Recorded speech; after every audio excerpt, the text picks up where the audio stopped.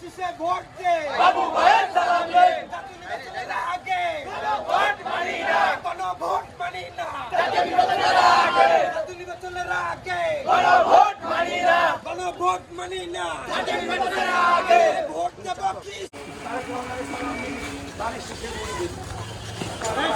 আমরা আসলে কোনো নেতা আছে?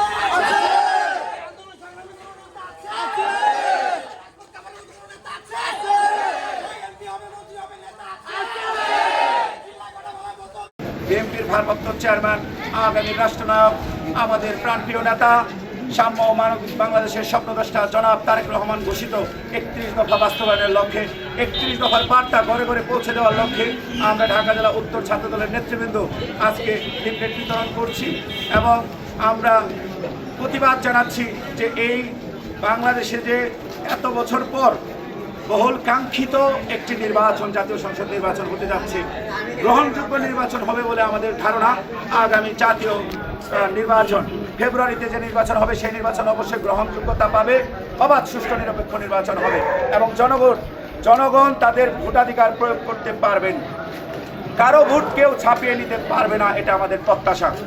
সেই বহুল প্রত্যাশিত জাতীয় নির্বাচনের আগে আমরা কোনোভাবেই কোন গণভোট মানি না ষড়যন্ত্রকারীদেরকে শক্ত হাতে মোকাবেলা করবো কোন ষড়যন্ত্রই কাজে আসবে না বিএনপি জনগণের দল জনপ্রিয় দল আগামীতে অবশ্যই বিএনপি সরকার গঠিত হবে ইনশাআল্লাহ